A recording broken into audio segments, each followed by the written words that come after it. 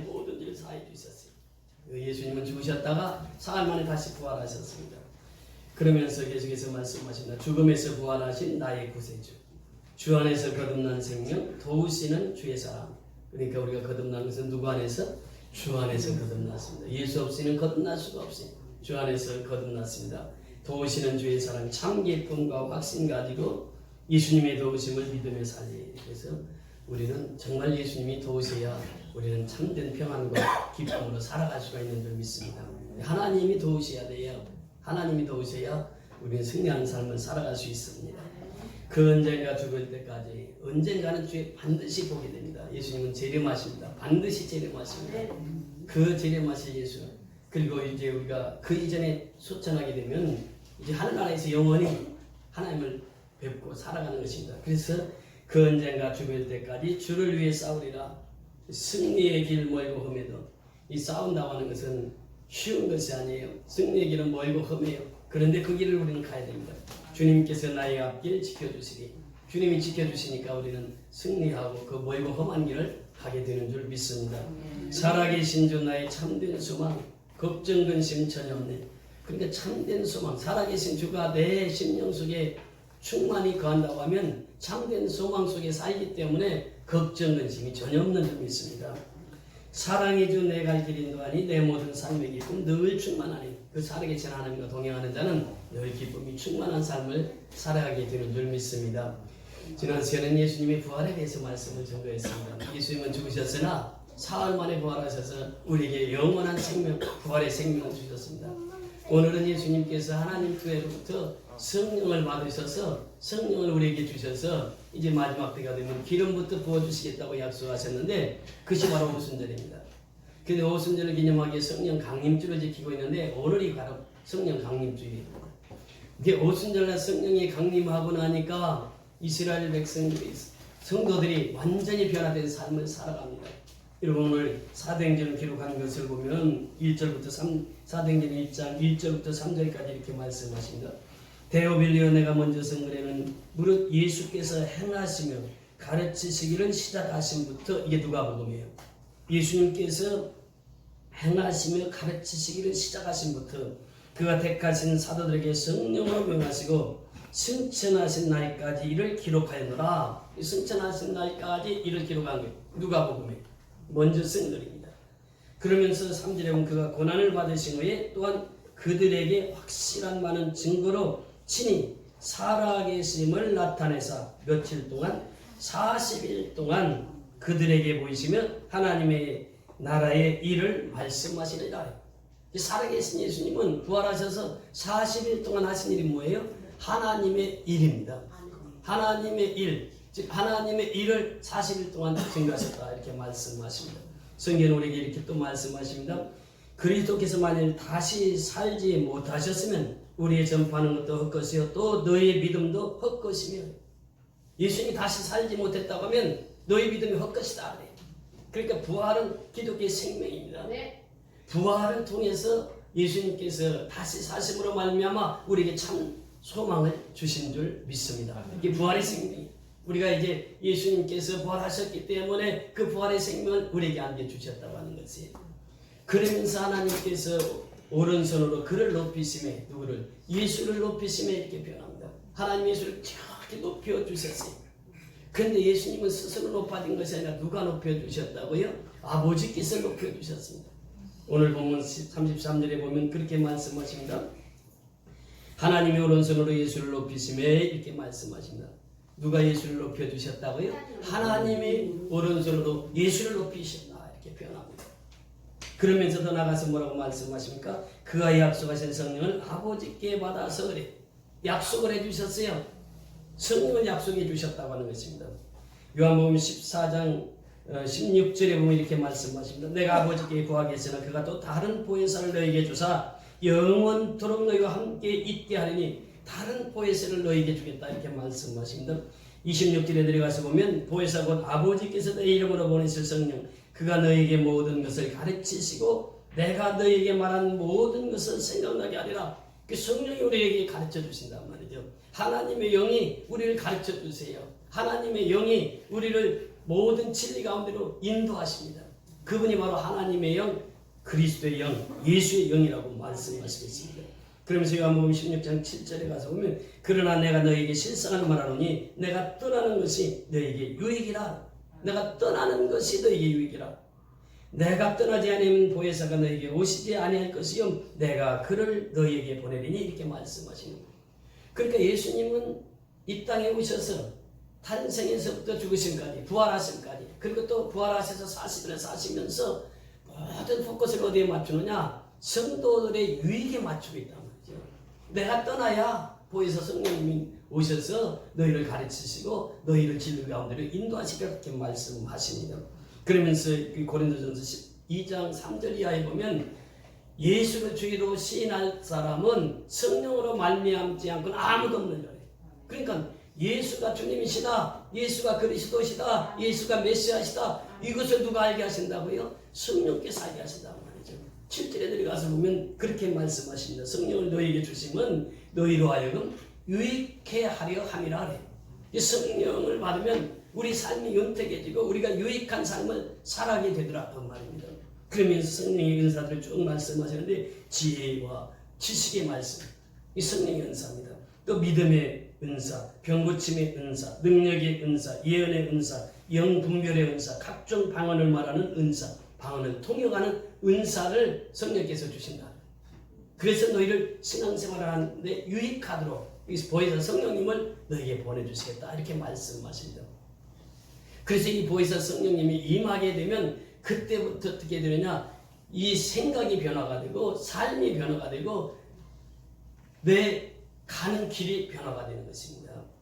성령에 받아야 내 인생이 변화가 된다고 하는 것이에요. 그래서 오늘 사도행전 2장 37절 이하에 보면 베드로가 오늘 이 본문을 설교하십니다. 설교하시면서 37절에 그 반응이 나타납니다. 반응이 어떻게 나타납니까? 그들이 이 말을 듣고, 무슨 말을 듣고? 성령에 감동되어서 예수를 증거하는 바울의 설교를 듣고 이 말씀이에요. 듣고 마음에 찔려 베드로와 다른 사도들에게 물어 이르되 형제들아 우리가 어찌할까 하거늘 마음이 찔렸어요. 왜?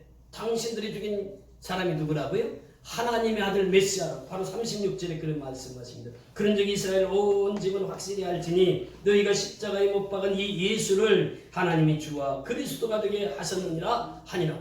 너희들이 십자가에 못 박은 그 예수, 근데 하나님이 주와 그리스도가 되게 하셨느니라. 이 말씀을 듣자마자 그들은 마음의 찔림을 받습니다. 우리가 죽인 사람이 예수래, 우리가 죽인 사람이 메시아래, 우리가 죽인 사람이 그리스도래. 그 어찌할꼬? 우리가 하나님 아들을 죽였으니 어찌할꼬? 그 답변을 베드로가 줍니다. 그 38절에 들어가서 보면 베드로가 이르되 너에게 회개하여 각각 예수 그리스도 이름으로 세례를 받고 돼. 우리는 회개해야 돼요. 예수 그리스도 이름으로 세례를 받기 위해서 회개해야 돼요. 예수 그리스도 이름으로 세례를 받은 사람이 또 회개를 해야 돼요. 세례라고 하는 것은 무엇입니까? 예수와 함께 죽고 예수와 함께 다시 사는 게 세례예요. 그러니까 회개하고 예수 그리스도 이름으로 세례를 받으라. 그러면 죄사함을 받고 성령을 선물로 받으리라 이렇게 말씀하십니다. 이 죄사함을 받는 근거는 오직 예수 이름으로 세례받고 그래 해서 죄사함을 받는 것입니다. 죄사함을 받고 성령을 선물로 받으리라 말씀하셨습니다. 성령을 선물로 받으니까 이 사람들이 어떻게 되었습니까? 41절에 들어가서 보면 그렇게 말씀하신다. 이 말을 받은 사람이 세례를 받음에 그날의 신도의 수가 3,000이나 더하더라.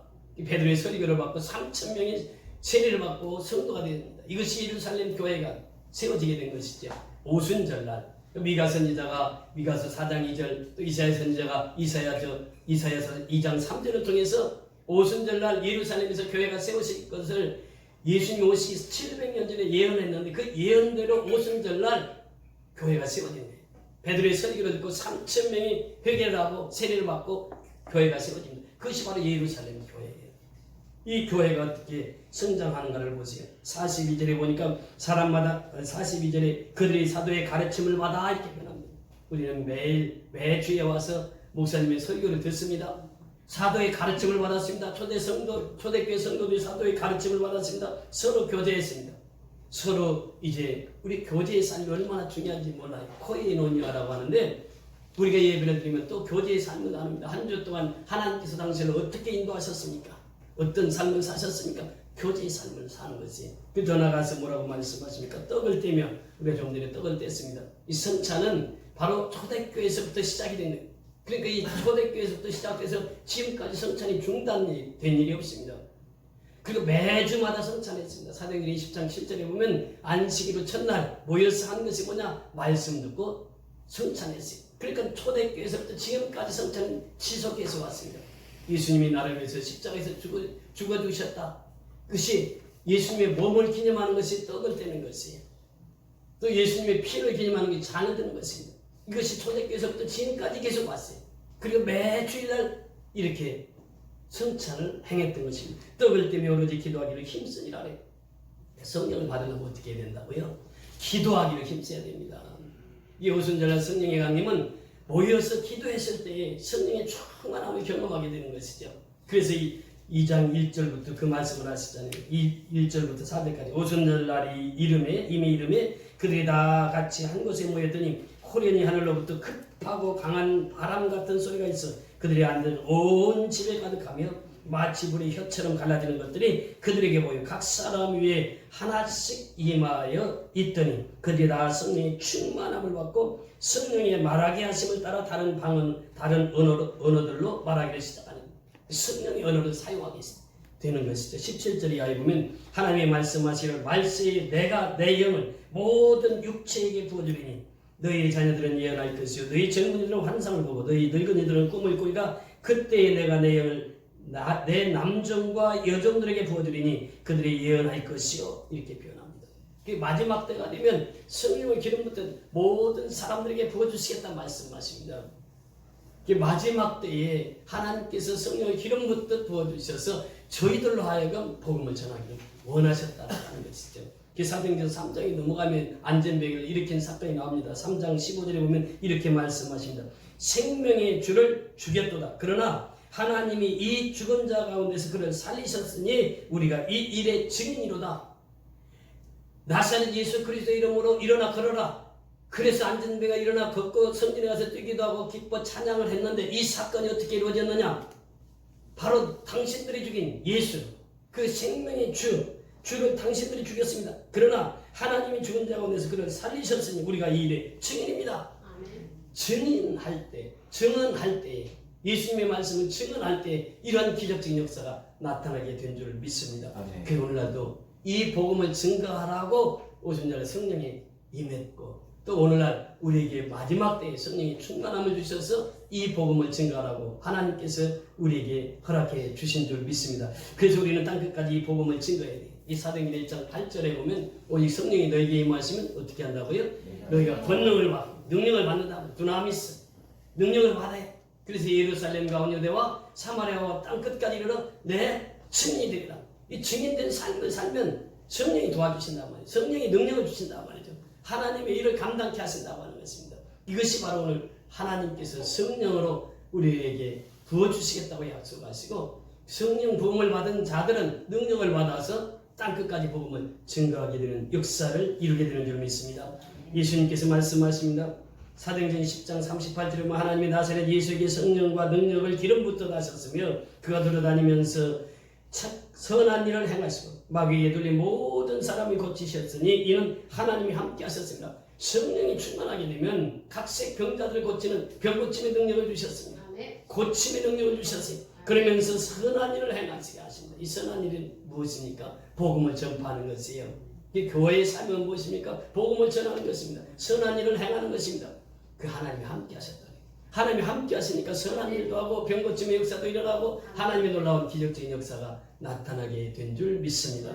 우리 선교연합교회가 모델로 삼고 있는 교회가 안디옥교회입니다. 사도행전 13장에 보면 안디옥교회에 대해서 이렇게 잘 말씀하시고 있습니다. 사도행전 13장 1절부터 3절까지 우리 다 같이 보십니다.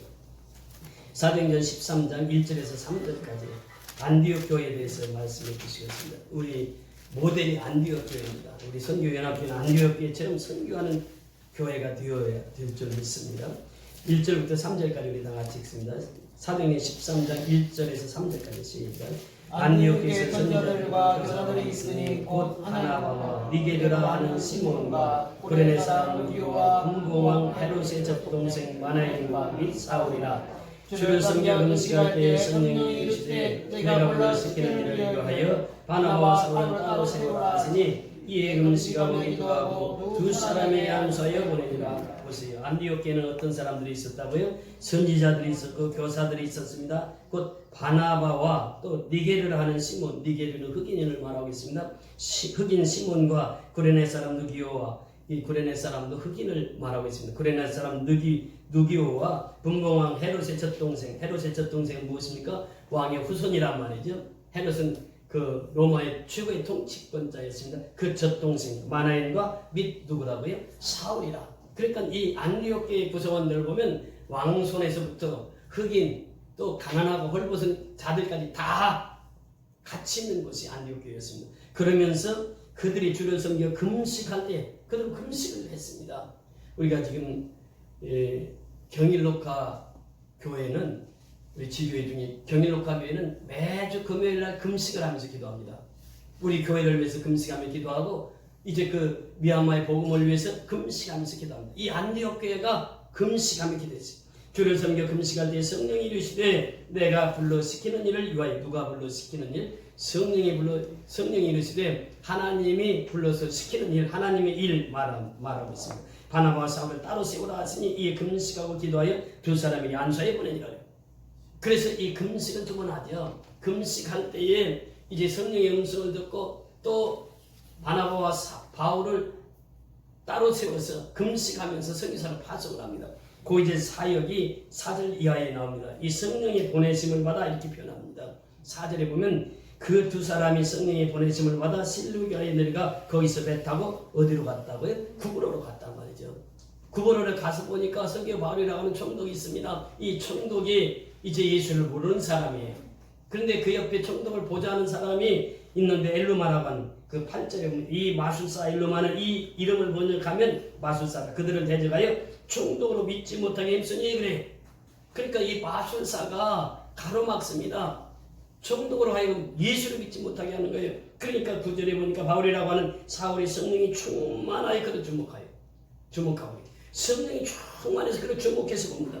이르되 모든 거짓과 갱이 가득한 자여 마귀의 자식이요 모든 의의 원수요 주의 바른 길을 굳게 하기를 그치지 아니겠느냐. 그러면서 명하십니다. 보라 이제 주의 손이 내 위에 있으니 내가 맹인이 되어 얼마 동안 해를 보지 못하리라. 아니 즉시 안개와 어둠이 그를 덮어 인도할 사람을 두루 구하는지라. 즉시로 맹인이 된 거예요. 하나님의 종이 명해서 그 즉시로 맹인이 됩니다. 그러면서 12절에 보니까 이 총독이 그렇게 된 것을 보고 어떻게 해요? 믿으며 이렇게 합니다. 구불의 총독 선교 바울이 예수를 믿어요. 그러니까 구불에서는 전체가 예수를 믿습니다.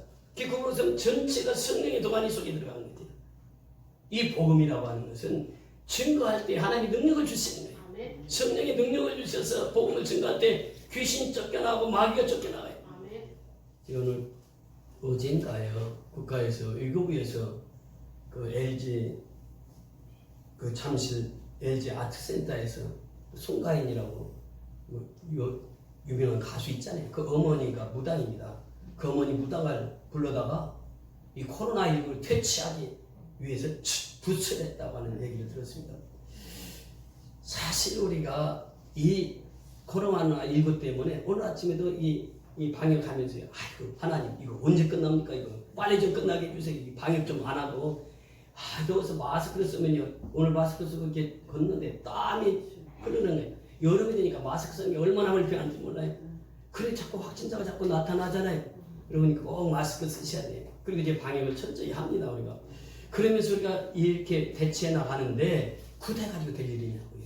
성경은 우리에게 분명히 말씀하십니다. 그들은 하나님께 제사하지 아니하고 귀신들에게 하였으니 귀신들에게 무슨 귀신들에게 하는 것이 저희 사건을 보면서 그 국가의 행사를 그렇게 굳히고 코로나 퇴치를 위한 굳히라는 것을 보면서 저는 그렇게 마음이 들었습니다.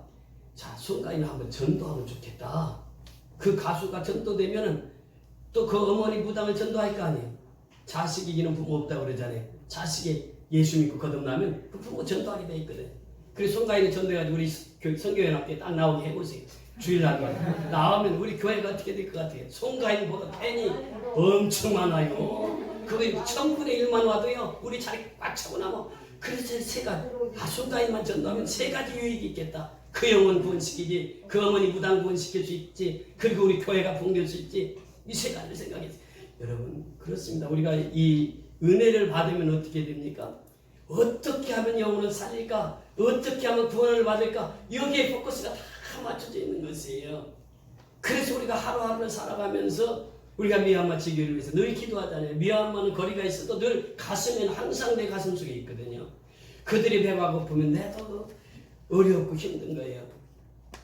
지금 그들은 이 코로나19 때문에 밥을 제대로 못 먹어요. 그래서 이번에는 쌀을 좀 많이 보냅시다. 그래서 지금 모금을 하고 있습니다. 참 감사하게도 하나님께서요 그렇게 역사를 이루시죠. 우리를 통해서 지난주에는 미국에서 또 중국에서 이렇게 역사하셔서 그렇게 선교의 동역자들을 보내주시고 이번 주 금요일 날 나눔과 기쁨에서 예배드렸는데 한 목사님이 저에게 같이 얘기 좀 하자는 거예요. 그래서 이제 만나서 얘기를 하는데 그 목사님 하시는 말씀이 미얀마에 500개 교회를 지을 수 있냐고. 그래서 지을 수 있다고 그랬더니 자기 교회에서 하나 지었으면 한다고 그래서 제가 그랬어요. 교회만 짓는 거로도 끝나면 안 됩니다.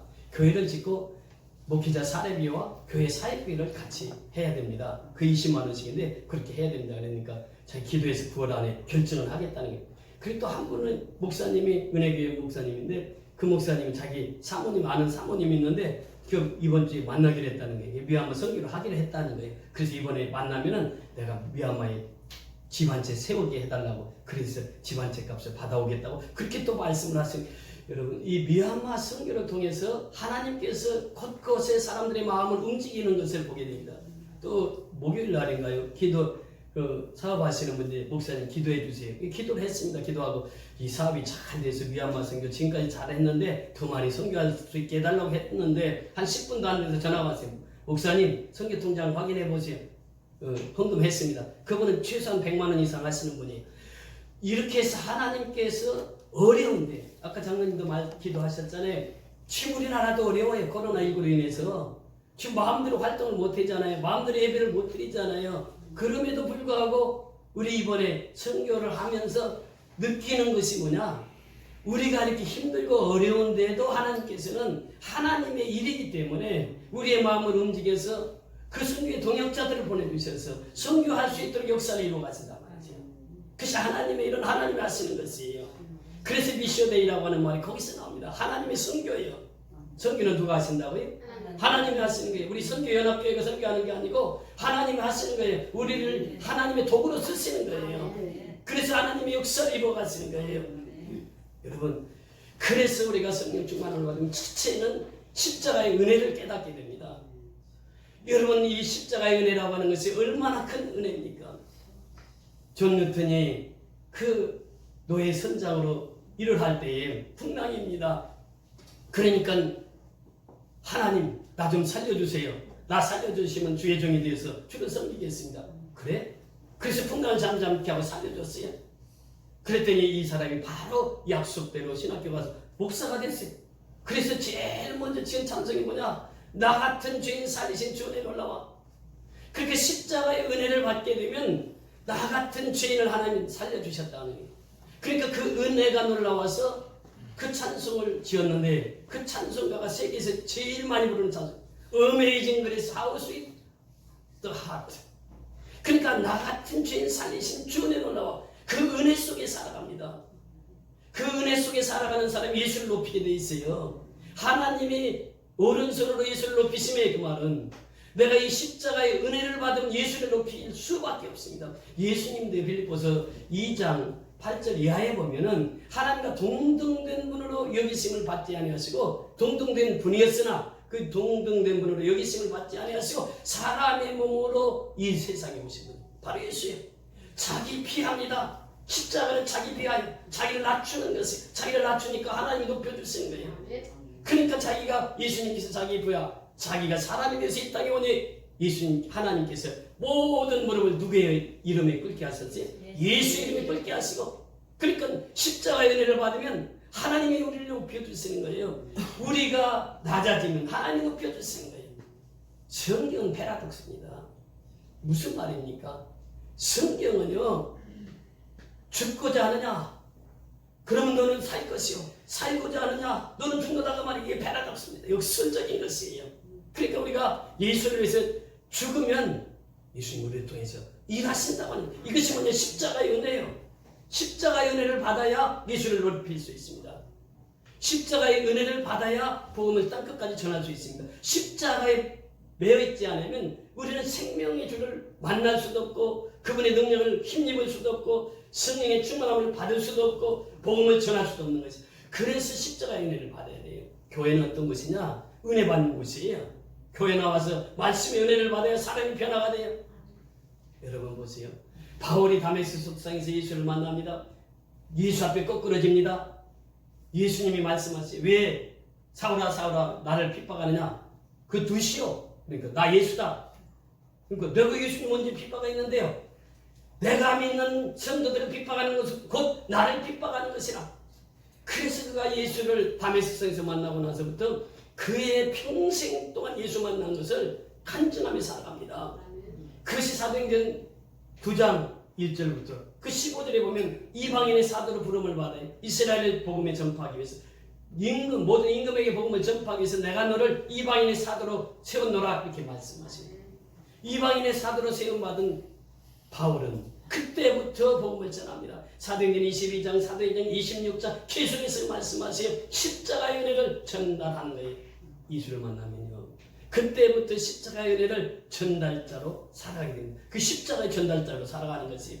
그래서 바울은 평생 동안 내가 만난 예수, 내가 경험한 예수, 내가 체험한 예수를 증거하며 살아요. 요한 사도도 역시 마찬가지지 않습니까? 내가 눈으로 본 바요, 손으로 만진 바요. 그게 뭐예요? 요한 사도가 예수와 함께 살면서 경험했던, 체험했던 그 예수를 담대히 증거하는 거예요. 저는 로마서를 요즘에 보고 있는데 로마서 1장 1절 한번 보시겠습니다. 로마서 1장 1절. 저는 이 말씀을 통해서 참 많은 은혜를 받았습니다. 로마서 1장 1절입니다. 사도 바울도 이렇게 고백합니다. 시작. 예수 그리스도의 종 바울은 사도로 부르심을 받아 하나님의 복음을 위하여 택정함을 입었으니. 예수 그리스도의 종 바울은 이렇게 표현합니다. 베드로도 그렇게 성령의 충만함을 받으니까 오직 예수 이름만 높였어요. 바울이 똑같습니다. 성령의 충만함을 받으니까 바울이 고백하는 것이 나는 예수 그리스도의 종 바울입니다. 이렇게 소개를 해요. 우리는 친구들 만났을 때, 새 사람 만났을 때 소개를 합니다. 소개를 할 때 어떻게 해요? 나는 원영입니다. 이렇게 소개합니다. 그런데 그게 잘못된 소개예요. 어떻게 해야 돼요? 나는 예수 그리스도의 종 원영입니다. 이것이 바울의 소개입니다. 자신의 소개예요. 종이라는 것이에요. 여러분, 이 종이라는 개념이 얼마나 중요한지 몰라요. 예수를 만나고 예수를 경험하고 십자가의 은혜를 받으면 내가 종인 것을 깨닫습니다. 그래서 바울이 일평생 동안 서신서에 보면 나는 예수 그리스도의 종 바울은 이렇게 표현해요. 그러니까 나를 소개할 때에 이제부터 세상 만나서 친구 만나서 소개할 때 그렇게 소개하세요. 나는 예수 그리스도의 종 누구입니다. 이것이 우리 예수 믿는 자의 삶이에요. 저는요, 저희 어렸을 때 제 기억이 제가 초등학교 졸업할 때까지 우리 집에 모습이 꼭 있었습니다. 어떤 때는 모습이 두 분 계셨어요. 그래서 행랑시에서 두 분이 모습이 사세요. 그러면 아버지가 모습이 아플까 봐요. 밥도 많이 주고 옷도 좋은 옷도 때가 되면 다 사주시고 그래요. 그러면서 그 모습이요, 밥을 안 먹으면 아버지가 먼저 걱정을 해. 왜? 일 못할까봐. 모습이 됐는데 상모습은 그때 쌀 10가만 가지고 조금 이제 중간 모습은 6가만, 7가만 이렇게 뒀거든요. 쌀을 농사져가지고 10가만 이렇게 세경 나가면요, 아버지도 이제 그러니까 이제 많이 있을 때 두 분 하는데 두 분이 상모습을 놔두면 쌀이 20가만입니다. 그걸 줘야 돼. 그 농사를 치면서 아버지가 하는 거 다 봤어요. 근데 모습을 보니까 먹을 거 하나 걱정을 안 해. 누가 줘요? 우리 아버지가 다 줘. 모습. 왜 줘요? 일 시키려고. 밥 안 주고 배고프면 일 할 수 있어요? 없어요? 없어요. 옷 떨어지면 옷 사줘요. 왜 사줘요? 쪽팔리잖아. 우리 모습이 옷 찢어지면 다니면. 그러니까 아버지가 알아서 옷 다 사주더라고. 그렇게 주인과 종의 관계는 뭐냐면 하나님과 나의 관계는 딱 그거란 말이죠. 근데 우리가 하나님을 주인으로 섬긴다고 하면서도 내가 모습인 것을 착각하고 살아. 착각해. 나도 사람이다. 그러면서 자기를 드러내. 종은 그렇지 않습니다. 먹을 거, 입을 거 걱정하지 않아요. 누가 다 알아서 해줘요. 아버지가 다 알아서 해줘. 주인이 알아서 해줘. 하나님을 믿는 우리 사람들이요. 말로는 다 그렇게 얘기합니다. 하나님이 나의 주인이라고. 삶의 주인이네. 이 주라고 하는 말이 큐리어스라고 하는 말인데 이게 로마 시대에 나온 말입니다. 큐리어스라고 하는 말은 로마 황제를 지칭하는 거예요. 그러니까 로마 황제를 큐리어스 그랬거든. 주 그랬어요. 그런데 예수를 믿으니까 예수님이 주라니. 그러니까 로마 황제보다도 누가 더 높아요? 예수가 더 높아. 그렇게 큐리어스를 예수님이다. 그 예수님이 큐리어스가 된 거예요. 주님이 되신 거예요. 그러니까 로마 황제가 주인인 줄 알았는데 누가 주인이에요? 예수가 주인이란 말이에요. 이것이 로마서를 통해서 그 생명의 복음을 전가할 때 로마 황제보다도 더 높으신 분이 있는데 그분이 예수다. 그래서 그분을 큐리어스 이렇게 표현해요. 주님이라면 그러니. 그러니까 예수님이 주인이라고 하면서도 우리는 머슴인주대에 주인 행세를 하려고 그래요. 그러니까 내가 먹을 거 걱정하고 내가 입을 거 염려하는 거예요. 그렇잖아요. 그것이 예수님의 산상수훈에서 마태복음 6장 25절 이하 34절의 말씀 아닙니까? 예수님의 그 주옥 같은 산상수훈에서 그 말씀을 하신 거예요. 주인은 하나다. 하나님과 재물을 동시에 섬길 수 없다. 너희들이 염려하고 걱정하고 근심해서 그 길을 한 개나 더 할 수 있느냐? 할 수 없다는 거죠. 저 하늘 나는 새를 봐라 말이죠. 들에 핀 백합화를 봐라. 누가 먹이고 누가 나르게 한다고요? 하나님 다 하는 거 아니에요. 그럼 너희들 모습이라고 하면서 왜 주인 노릇 하느냐 그래 그 말이요. 그러니까 이제부터는 주인 노릇 하지 말고 뭐예요? 모습으로 살라는 거예요. 그러면서 너희는 먼저 그의 나라와 그의 일을 구하라. 그래야만 이 모든 것을 너에게 더하시라 그래요. 모습은 주인이 시키는 것만 하면 돼. 더할 것도 없어요. 덜할 것도 없고 그 시키는 일만 하면 돼. 이게 모습이거든. 이게 종이란 말이죠. 이 사도 바울은 자신을 항상 그렇게 나는 예수 그리스도의 종입니다 이렇게 선언했어요. 종됨이. 그래서 이 서번트 리더십이라고 요즘에 리더십을 강의하는 사람들 속에 보면 이 서번트 리더십이 상당히 인기가 있습니다. 그런데 그 실천하기는 쉽지 않아요. 여러분 그렇습니다. 교회에서 가장 낮은 사람이 누구입니까? 목사예요. 그런데 가장 높아지려고 해요. 가장 낮은 사람이거든요. 모든 사람은 섬기는 자가 돼야 되거든요. 그런데 그렇게 하지 않아. 이 서번트 리더십이라고 하는 건 바로 그거거든요. 목사가 교회에서 가장 낮은 자가 돼서 낮은 자들을 보살피고 이것이 목사, 이 목양이거든요. 이게. 그런데 목사 되면요, 그 목에 힘이 들어가. 그리고 행동하는 것도 목사님 안 하면 싫어하고 나한테 목사님이라고 해야지. 그러고 그런 목사 소리 듣기 좋아하고 나비나 비슷하단 말이에요. 오늘날. 그러니까 이 종이라고 하는 서번트 리더십은 섬김의 본을 보이라고 하는 것이에요. 예수님이 바로 그렇게 사셨어요. 열두 제자들을 불러놓고 어떻게 합니까? 세숫대에다가 물 떠다 놓고 수건 두르고 제자들 발 씻기잖아요. 이거 예수님이 서번트 리더십이란 말이에요. 그런데 오늘날 그렇게 하지 않아요. 스승된 자가 자꾸 스승을 나한테 스승이라고 불러달라고 얘기하고 스승으로 존경받기를 원하고 그게 아니라 말이에요. 예수님은 서번트 리더십이에요. 종의 삶을 사셨어요. 우리 모두는 예수님처럼 바울처럼 종이 되어서 모습이 되어서 주님의 이름을 높이고 살아야 될 줄 믿습니다. 그러면서 사도로 부르심을 받아 하나님의 복음을 위하여 택정하버린 것은 얘기해요. 부르심을 받았다. 누가 불러주셨어요? 하나님 불러주셨어요. 김천남 성도님 누가 불러주셨어요? 누가 불러주셨어요? 네? 불러서 왔어요. 하나님이. 안 부르면 못 와. 코로나19 때문에 오기도 힘든데 오늘 오셨는데 하나님이 불러주셔야 와. 교회는. 이게 쉽지 않아. 이게 교회 온다는 게 쉽지 않아요. 이게 정말 쉽지 않아요. 그러니까 하나님이 부르셔야 와. 내가 내 마음대로 오는 게 아니야. 하나님 부르셔야 와. 그 바울은 그 부르심의 소명을 한시도 잊지 않았어요. 그러면서 자기를 하나님 택정해 주셨는데 무엇을 위하여? 하나님의 복음을 위하여. 바울이 고백하는 것이요.